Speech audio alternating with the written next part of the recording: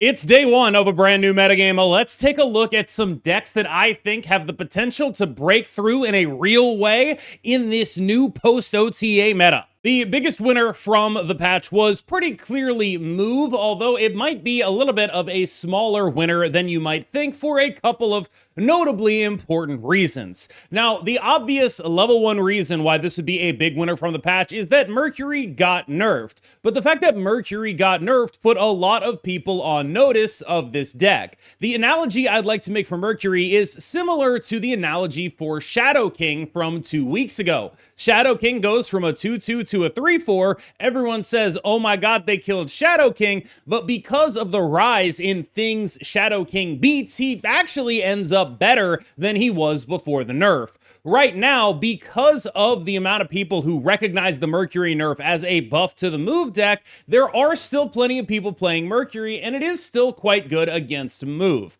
Here's my contention though. This build of the Move deck needs more than just a Mercury to beat it. And when Mercury is a higher investment card at 3, competing with things like Zombie Scarlet Witch, you actually end up a little bit further behind when this deck is just able to actually get stuff going a little bit earlier. Mercury is a worse card at 3 against this deck, and I think a good player with this deck was already able to play around it in a meaningful way. That's not to say that Mercury isn't a hard thing for this deck to deal with, but good players are very often able to understand opponents' output. And this deck has enough naturally big bodies and interaction in the form of Juggernaut that it can actually just set itself up to win with bodies through a Mercury. It's also relevant that Mercury no longer coming down on turn 2 means that you are probably going to be able to get at least one move off of your Madam Web, which may or may not be incredibly relevant, but generally Mercury becomes a clunkier answer to this. It is worse to be a Mercury deck into a Move deck right now, but it's still quite good to be a Mercury deck into a Move deck. I would say this deck is probably level 1 of the high elo metagame, but Move has demonstrated an incredible ability to be extremely strong at high elo and not very good anywhere else because of the complexity of the deck. This is a deck that requires not just an understanding of what you're trying to invest in and how much you need to invest in it, it also requires you to understand what your opponent's potential points of interaction are and how they're going to try to deal with what you're doing. For example, getting something important blown up by a Negasonic, getting something Cosmic Ghost Ridered, those are things that are relevant and you have to be constantly thinking about and dealing with. Figuring out how many of your moves you should devote to a Human Torch versus how you're going to win another lane.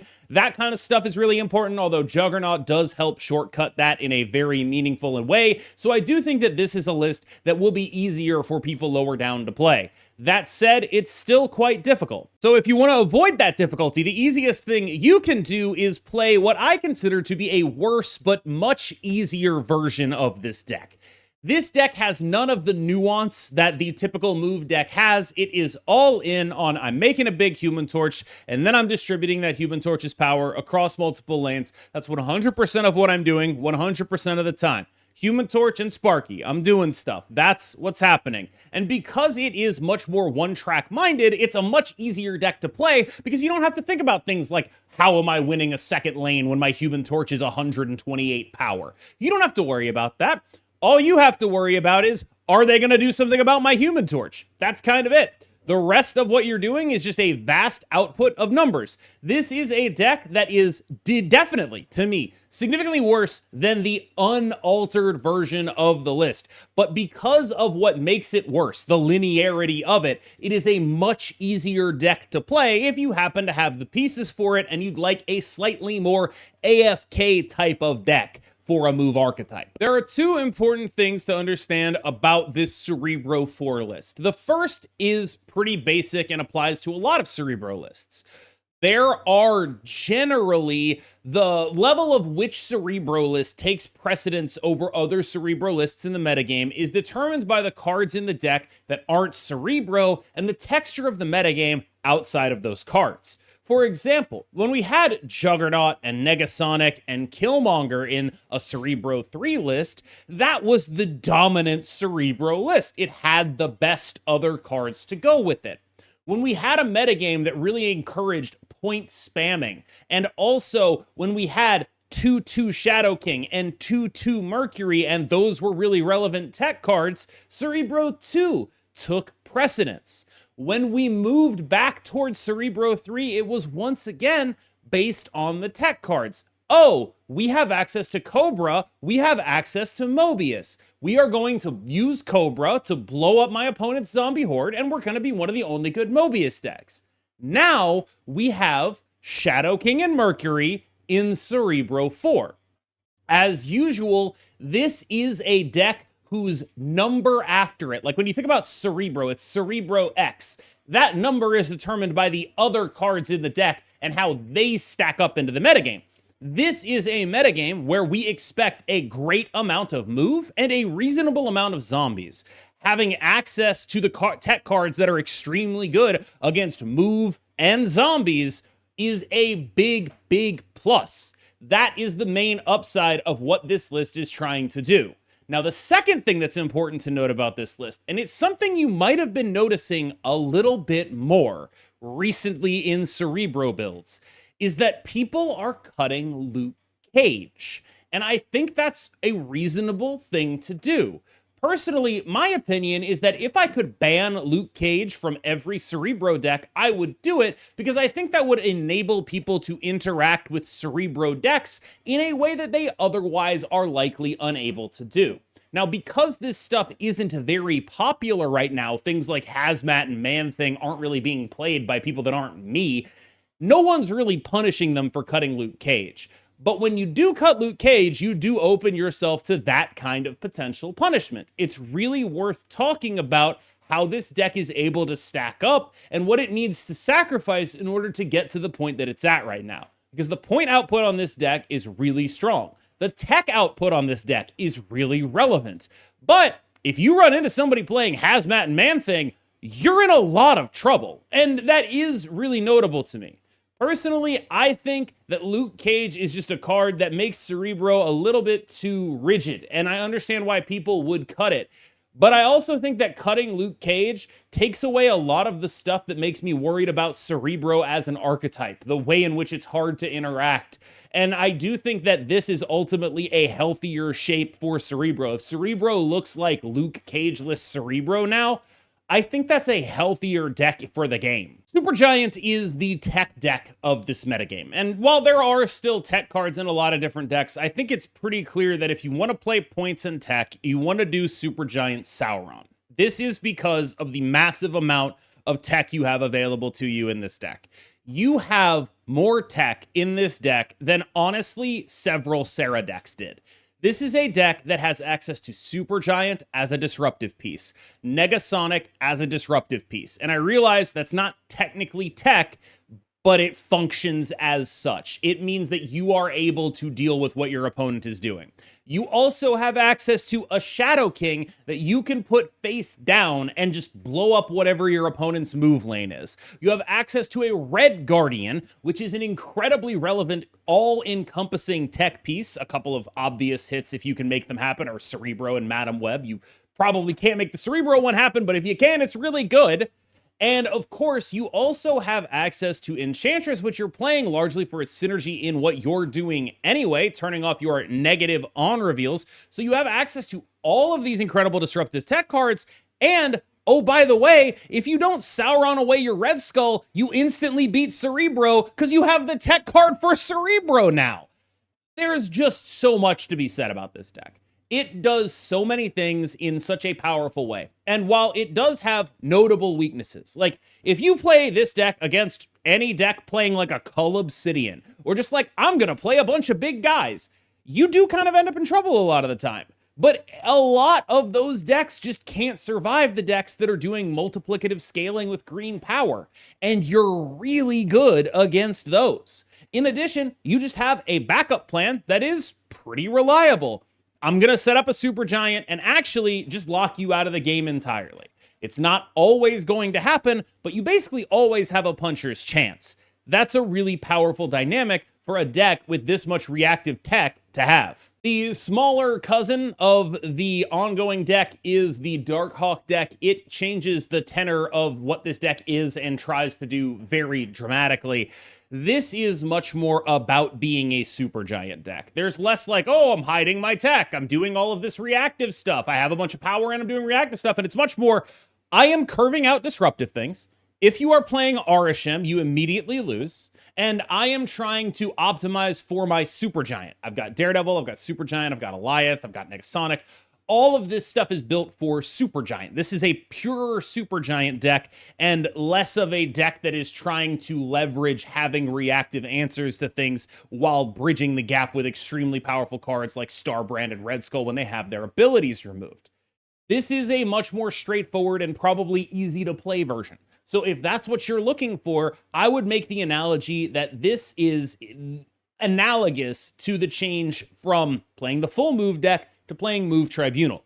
It's probably not better, but it is much more straightforward and easy to understand what your good plays are. This is my small ball zombie list. It leans on the tech power of having the ability to Cosmic Ghost Rider stuff to have general coverage into a bunch of different matchups.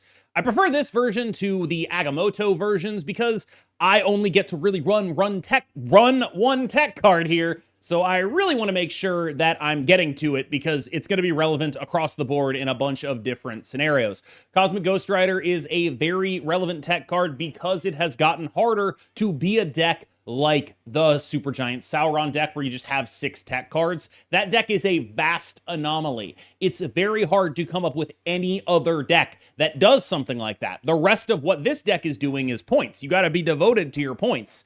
Now, I do wonder about how far to go into the zombie package. I've thought about trying to get an Absorbing Man in here, but whenever I look at what the Absorbing Man zombie decks are, they're very all in on the zombie package for reasons that generally make sense, but I don't know if they're getting any value outside of in the matchup against this kind of stuff. Like if you run Absorbing Man instead of Cosmic Ghost Rider, you're gonna beat me when I'm playing Cosmic Ghost Rider. But you're probably gonna lose to the people that Cosmic Ghost Rider would be beating, which puts this deck in an awkward spot. Without tech, it starts to look a lot like this. And the idea here is basically you do Zombie Giant Man and then Absorbing Man, the Zombie Giant Man. You have 2 really, really, really big guys. It's a strong, straightforward strategy. A lot of the time, it can be like playing 2 Infinauts. These guys get really big when you do what you want to do, and that is a really valid thing to try to actually make work. But I do wonder, like, what happens when you run into the Jocasta person? What happens when you run into the people who are doing things that are a little big? I think that it almost has, we have never been in a metagame where it's worse to be able to play a 520, is as weird as that may sound. Like, that's where we're at because, you know, people are scaling their Human Torch up to 85 or whatever. Their Deadpool's getting to 64. And you're like, well, I'm playing really big guys for a lot less than they should be costing, but your opponent is scaling multiplicatively. And so you're just like, I guess this is fine. I think that this is legitimately powerful. It's just, I think it's a little poorly positioned because of how it asks you to run these additional expensive cards. It's what I found so difficult. It's like, how do I get any kind of interaction with my opponents in here? And that's to say nothing of the rise in Shadow King. Like, we've got Shadow King out of Cerebro 4 now. We got to deal with all of that stuff. That's really bad for you if your game plan is basically, I'm playing 2 guys that cost 4 and 5 and one of them has 20 power. Like, or they both have 20 power, but it's all green. It's a lot harder for this deck to be what it wants to be. What it's really good at doing is by cutting the last of the interaction, it will beat the crap out of the deck that's playing interaction. You know I have a soft spot for this list. I think it's just a very solid, very powerful thing to do. One thing I might be looking to try to do is get a Shadow King in here. It seems like if I can figure out a way to make it happen, I would really like to, but it's not... that's something I'm confident enough to make me want to like cut speed.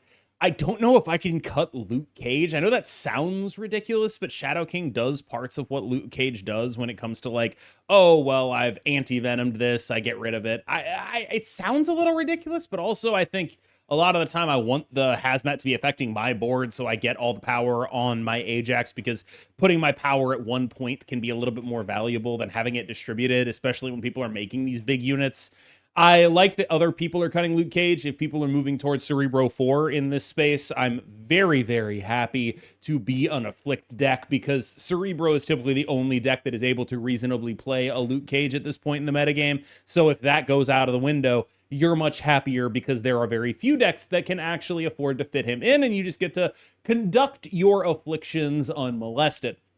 I think this deck is quite powerful and quite strong.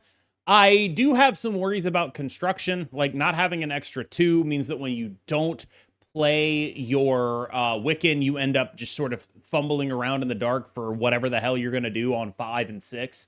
It's a little bit awkward, but it does have a lot of power built in. When you look at the sort of combo-ish decks that reach the heights of the top of the metagame, things like Move and things like Cerebro, I do think that Destroy ends up falling a little bit short compared to them, but it's still a very respectable and very powerful deck. The reason it falls a little bit short is those decks just have a little bit more time to start their snowball compared to you. Cerebro has the entire game. They just have to draw the cards at some point. Where Move has a couple more turns before it starts getting, okay, this is actually bad, because Move can sort of bank moves with Aranya and Sparky in a way that Destroy cannot bank destroys for when they draw the Deadpool. Because you can double Human Torch multiple times on one turn, it just ends up being a little bit more comfortable than when you have to do it turn over turn over turn with Deadpool. So this deck definitely has the output. The output is there to compete with almost anything, and when you do get those early draws that are exactly as powerful as they look like they are, you have as many points as anyone in the game. It's just you have to, it's a little bit more front-loaded. There's a little bit more pressure on your early game to actually pay off than there is with decks like Move. Now, Move is unique in this fact, because I think Move is probably the best deck in the game, especially at a high level. The ability for it to play, like, Juggernaut and, like, all of this, like, Hellion Heimdall stuff, it's just, I think that is just also a better late game. So, generally speaking, when I look at this and I look at Move, I would say Move is a better deck. But I do think that Deadpool is in the space that Move is in. A couple of all-in combo decks. We've talked a lot about reactive tech and answers. One thing that basically nobody is playing is Mobius M. Mobius, so go make them feel stupid about that with Mr. Negative. That's the entire pitch. I know I've talked a lot about the other decks, but there's really nothing else to say. If people aren't playing Mobius, make them feel stupid for not playing Mobius. Go Mr. Negative their ass. Similarly, if people aren't playing Mobius, go do something really stupid with Onslaught and Prodigy. Yes, there is literally one deck playing Enchantress. Yes, there are some decks playing Cosmic Ghost Rider. This is not as clear of a, oh, play this because people aren't playing Mobius as Mr. Negative is. But the Splat Onslaught deck just does a lot of work. Boom, boom, boom, boom, boom. Make things happen. Make 100 points in 2 side lanes because you played Onslaught and Mr. Fantastic, and then you Prodigied the Onslaught and then Mystiqued the Prodigy. I don't even know how many points that is. The answer is you just win. That's the kind of thing that this deck is trying to do. If your opponent doesn't have Cosmic Ghost Rider, if your opponent doesn't have a Mobius, if your opponent doesn't have, I don't know, an Enchantress, they're just going to lose to arbitrarily large numbers of points. All right, y'all. Thank you so much. As always, I have been KMBest. You have been phenomenal, and I will see you in the next one. Remember to like and subscribe if you enjoyed the video. Have a wonderful evening. Happy Halloween.